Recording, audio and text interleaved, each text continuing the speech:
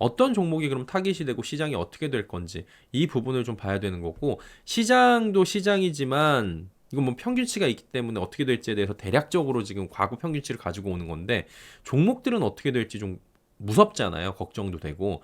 그래서 가능성이 높은 종목들, 한마디로 대차 잔고가 드라마틱하게 늘어났는지 아닌지 요걸 하나하나씩 체크해야 되는, 여러분이 이게 할 줄 모르시는 분도 계실 거고요. 어디서 찾아야 되는지 모를 수도 있고 귀찮죠. 그리고 이 많은 걸 언제 찾아, 그럴 수 있잖아요. 다 해왔어요. 그래서 하나하나 찾았으니까 요거 보시면 그리고 보조지표로 삼으시면 될 것 같습니다. 자, 월요일부터입니다.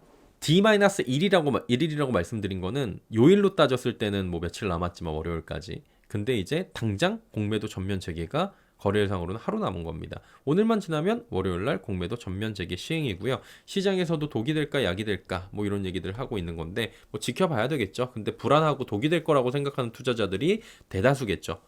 저도 쉽지 않을 거라고 봐요. 얘네들 때문에 뭐 초반이든 중반이든 간에. 이번에는 예고한 대로 지난번하고는 다르게 전 종목입니다. 지난번은 코스피 200, 코스닥 150 한마디로 시총이 좀 큰 애들 위주로 한정했는데 이번에 시장을 다 열겠다라고 하는 겁니다. 그래가지고 당국에서는 법인 등록번호 발급하고 물차입 공매도 발생 개연성을 아예 그냥 차단해가지고 이거 시연도 하고 그랬잖아요. 거래소에서.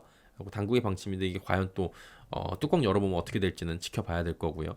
그래가지고 기준도 강화했어요. 어떤 거냐면은 공매도 잔고 발행량의 0.01% 이상 또는 10억 원 이상의 공매도 잔고 보유자는 이제 모두 공시 대상에 해당됩니다. 조금만 공매도를 쳐도 내가 공매도를 지금 친 물량을 보유하고 있습니다라고 공시를 해야 되는 거예요.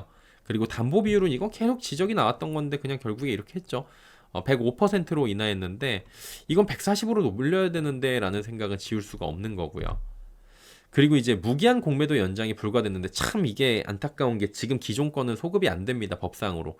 지난해 11월 1일 이전에 체결된 대차 거래의 경우에는 소급이 되지 않고요. 그 다음에 11월 1일 이후에 증가분에 대해서는 지금 소급이 됩니다. 그래서 이 부분에 대해서는 확인하는 게 좀 필요할 것 같아요. 최대 1년까지, 1년 안으로 갚아야 되는 거니까 요건 그러면은 기존 거하고 새롭게 소급이 되는 거하고는 좀 구분을 해야 되겠죠. 그래서 제가 11월부터 2월까지 한번 정리를 해드렸고요. 지난번에 정리했을 때보다는 이번이 더 그럴 거예요. 지난번에 이제 조선이랑 이런 애들 올라간 애들 확인을 했었고 이것도 다 제 블로그에 나와 있습니다. 다만 요번에는 지금 2월부터 3월까지 이 최근 한 달 동안에 대차 잔고가 많이 늘어났어요. 실제로 보니까 얼마나 늘어났는지 한번 확인해 보는 게 필수적으로 갈 수밖에 없다라는 거죠. 이게 불안 심리가 가중될 수밖에 없어요. 지금 상황에서 17개월 만에 공매도 재개입니다. 그리고 증권가에서도 뭐 대놓고 많이 오른 애들 타겟이야 막 얘기를 해요. 조정이 올 수 있어 라고 얘기합니다. 그러니까 불안하죠. 많이 오른 주도주가 코스피 시가총액, 코스닥 시가총액에서 비중이 클 수밖에 없는 건 당연히 주도주니까. 그럼 주도주는 많이 오른 종목이고 오름이 지속되면서 시가총액 상위 종목인데 대체적으로 걔네들이 지금 조정을 받을 거라 그러니까 지수도 내려갈 수 있다라고 우리는 유추를 할 수가 있는 거고요. 그리고 이 얘기 나옵니다. 공매도 재개 시에 그 바이오나 2차전지, 미디어, 엔터 얘네들이 지금 고평가인데 성장주인데 얘네들을 타깃으로 해가지고 단기 조정이 나타날 수 있다라는 관측도 나옵니다. 얘네들이 어디 몰려 있어요? 코스닥. 그래가지고 최근에 코스닥 쪽에서의 매도 물량들이 많아진 거 아니냐, 오히려 코스닥이 더 상대적으로 악화가 되고 있는 거 아니냐라는 얘기들이 나오고 있어요. 그리고 이제 코스피는 오히려 유동성 공급 기대감인데 이거 뭐 지켜봐야 되겠죠. 실제로 코스닥 시총 10위권 종목들은 제약바이오, 2차전지, 로봇이잖아요. 그러니까 얘네들이 셋 다 공매도 지금 타깃이 되고 있다라는 겁니다. 2021년 5월에 공매도 부분 재개를 했어요. 코로나 때 멈춰놨다가 제약바이오 업종이 크게 빠지긴 했습니다. 근데 그때 이제 코로나 때 엄청나게 얘들이 올라가기도 했었어요. 예, 실제로. 그래갖고 그때 당시에 재개 첫날에 셀트리온 헬스케어, 셀트리온 제약, 알테오젠 이런 애들이 급락세를 보였던 그런 평균치가 있고요. 그래가지고 이제 당국에서는 공매도 제도 시행 이후에 충격에 대해서 대비하고 있다고 하는데 뭐 한시적 공매도 과열 종목 지정제도 통해서 충격 완화할 것이다 뭐 이런 얘기가 있고요. 이게 이제 공매도 거래가 정지돼요. 거래가 정지되는 게 아니라 공매도 집중되면은 기존에도 있었어요. 이거 다음날 공매도 거래 정지되고 또 주가 또 내려? 그럼 또 연장하고, 그리고 과열 지정 후에도 주가 5% 이상 하락하면 공매도 금지 조치는 연장하고 이런 식으로 가겠다. 근데 천년만년 가는 건 아니고 이렇게 강화된 조치가 한 석 달 정도 지켜보겠다라는 겁니다. 그럼 과거에 어땠냐라고 보게 되면 2009년 5월에 그리고 2011년 11월에 2021년 4월에 각각 3번에 걸쳐 갖고 이런 공매도가 재개가 됐었는데 0.4, 1.7 하락하고 2021년도에는 오히려 상승을 했어요. 근데 21년도 지난번에도 말씀드렸다시피 이때는 동학개미 운동이 심하게 일어났고 이때는 주가가 그냥 상승하던 유동성이 말도 안 되는 시기여가지고 개인들이 장을 휘저었던 그런 상황입니다. 그래가지고 2021년도는 조금 특이한 상황이었고요. 지금은 저 정도의 유동성은 택도 없으니까, 그리고 개인들이 뭐 지수가 올라갈 거라고, 종목이 올라갈 거라고 생각하고 다 죽여버리자 그러면 누르지 못하잖아요. 이번에는 유동성 늘어나도 좀 불안하죠. 관세도 그렇고. 그래가지고 투심이 그렇게 좋지가 않아가지고 반전시키긴 좀 어렵다. 저도 그렇게 개인적으로는 좀 보고 있고요. 제가 틀리기를 저는 바랍니다. 이럴 때는. 다만 업계에서는 이번에 공매도 재개가 증시 전체 흐름을 바꾸진 않을 것이다 이렇게 얘기를 하는데 뭐 이것도 지켜봐야 되고.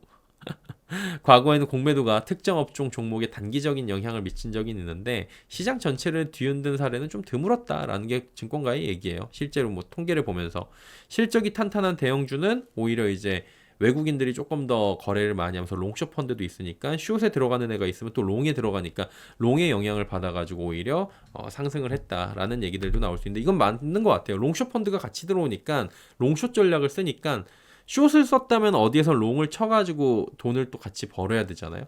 그럼 롱을 칠 만한 애들은 실적 개선되는 애들, 그런 애들 위주로 좀 봐야 되는 거죠. 타깃은 뭐 뻔하죠. 많이 오른 애들. 추상적이긴 해요. 그리고 가치가 고평가된 종목, 이것도 되게 추상적이야. 애매하고. 일단은 그럼 뭐냐면 최근에 많이 오른 애들, 그리고 개인들이 많이 사고 개인들이 선호하는 종목 위주로 보시는 게 중요할 것 같아요. 타깃이 되면 높은 확률로 주가가 하락할 개연성이 크죠. 그럼 여기부터가 진짜입니다. 구체적으로 보면은 첫 번째, 단기에 큰 상승이 올라온 거. 그러니까 찌라시성으로는 뭐라고 나오냐면은 개인들이 지금 계속 따라 붙도록 계속 올린 다음에 확 꺾어버리려고 한다. 그래갖고 조선, 방산, 식품, 유통, 원전, 반도체, 바이오, 2차 전지 이런 애들을 꼽고 있어요. 그러니까 많이 오른 애들 최근에. 근데 2차 전지가 오르지도 않았는데 원전도 그렇게 많이 안 올랐는데 좀비 기업들은 뭐 당연하죠. 이거는 이제 어떻게 보면은 좀 잔인한 그 이 주주들 분들한테는 잔인한 얘기일 수도 있지만 일단은 공매도의 그놈의 순기능 그러는데 공매도의 순기능은 그 쓸데없이 올라간 애들을 눌러버린다 이런 얘기들이 있죠. 그래갖고 가격의 정상화라는 측면이 있는 건데 좀비 기업들이 말도 안 되게 올라가 있으니 이건 좀 문제가 있어요. 투자자들이 좀 피해를 입을 수가 있는 거잖아요. 그래가지고 상장 폐지 시가총액 기준도 지금 높이고 있고 뭐 이런 상황입니다. 그리고 공매도가 지금 좀비 기업들, 그러니까 한마디로 불성실 공시 기업들 뭐 여기 이제 들어갈 수가 있으니까 얘네들은 그냥 안 보시는 게 좋아요. 원래 이런 기업은 투자를 안 하시는 게 좋습니다. 세 번째, 대차장고 증고 기업들. 이게 대차장고 증가하는 게 가장 그 바로미터가 돼요. 대차장고는 이제 주식을 빌리고 갚지 않은 물량입니다. 빌린 뒤에 매도하는 공매도 대기 자금으로 인식되기 때문에 대차장고가 늘어나면은 공매도를 칠 수 있는 물량이 늘어나는 거예요. 그러니까 대차장고가 늘어났다고 무조건 공매도를 늘어난다는 건 아닙니다. 근데 다만 늘어날 수 있는 가능성은 커졌다는 거예요. 언제든지 칠 수 있으니까. 언제든지 칠 수 있다고 치는 건 아니니까 100%는 아닌데 대체적으로 그렇게 인식을 하고 있다는 거예요. 그럼 얼마나 늘어났는데 공매도 잔고가 62조 382억 원입니다. 예. 이게 작년 말 대비해가지고 11.9% 증가했고 한 달 전에 이거 제가 체크했을 때가 52조 원대였거든요. 지금 10조 원가량이 늘어났어요. 한 달 사이에 10조 원이 늘어났다고요. 지금 1년 동안에 15조 늘어났는데 한 달 사이에 10조가 늘어났어요. 그러면은 이 한 달 동안에 공매도가 재개된다 그래가지고 지금 대차장고 늘리고 준비하고 있는 게 있다 없다? 있다. 근데 반드시 늘어났다고 빠진다? 그거는 애매하다. 그러면 어쨌든 준비는 해야 된다? 예, 해야 된다라는 거죠. 보도 내용도 종합해보면 삼전, 하이닉스, LG엔솔, 그다음 셀트리온, 포스코퓨처, 하나에로스페이스, 유한양의 현대차, 포스코홀딩스 뭐 이렇게 나오는데 대차장고 비율이 높고 요건 한번 쭉 읽어보세요. 이거 그냥 기사에 있는 거 인용을 해서 가지고 온 거고요. 대체적으로. 그 다음에 대차장고 코스닥 쪽에서도 금액 비중이 에코프로 BM이 높고 에코프로, HLB, 이오테크닉스, 리노, 리가켄바이오 등이 뒤를 잇고 있습니다. 실제 증감 추이를 그럼 봐야 돼요. 타깃 종목군들이 드러났잖아요. 지금 어쨌든 간에 어떤 식으로 나올 건지 뭐 세 가지 조건에 의해서든지 뭐든지 간에 그러면 이제 투자자들은 이걸 알아두면 좋죠. 11월 1일 이후에 좀 대차장고가 늘어난 애들 그리고 최근 한 달 동안에 특히나 최근 한 달에 늘어난 애들 이런 애들을 좀 보시면은 지금 체크를 해보기가 좋을 것 같은데 그래서 시장에서 공매도가 늘어날 것이라고 주목이 되는 대차장고가 이번 한 달에 10조가 총액이 늘어났는데 10조가 늘어났는데 어디서 많이 늘어났는지 증감률까지 퍼센테이지로 제가 정리를 해봤습니다. 요거 한번 보시죠. 예, 반도체입니다. 반도체 같은 경우에는 어때요 지금? 전반적으로 지금 한미 반도체는 2월 26일 대비했고 3월 26일에 대차 잔고가 지금 182%나 증가를 했습니다. 어마어마하게 지금 늘어나게 된 거예요, 얘네들이. 삼성전자 제외하고는 다 올라갔습니다. 리노공업이 좀 짙고요. 한미반도체가 크고 하이닉스도 많이 올라갔어요. 삼성전자는 지금 대차 잔고가 줄었고 오히려 주가는 한 달 사이에 반등을 했다. 근데 SK하이닉스도 2월 대비해 갖고 주가는 올라갔습니다. 근데 대차 잔고 증가율을 보면 삼성전자만 파란불이다. 반도체에서는 이렇게 보시면 될 것 같고, 바이오는 자 보세요. 코스피 쪽에 있는 애들입니다. 셀트리온 코스피에 있고요. SK바이오사이언스 코스피에 있습니다. 삼성바이오로직스도 코스피에 있긴 한데 어쨌든 간에 코스피에 있는 애들이 지금 대차 잔고가 오히려 줄어든 게 좀 있었고요. 삼성바이오로직스 신고가 계속 막 나오고 그랬었는데 오히려 좀 늘어났어요. 근데 생각보다 바이오 쪽은 대차 잔고가 드라마틱하게 늘어나진 않았는데 삼천당 제약이 한 두 자릿수 늘어났고요. 요런 모습들. 그래갖고 여기에 나오지 않은 건 어떻게 찾아? 대차 잔고라고 쳐가지고 증감 날짜별로 찾아갖고 좀 체크를 해보시면 돼요. 한 달치를. 이렇게 보시면 얼마나 늘어났는지 확인이 됩니다.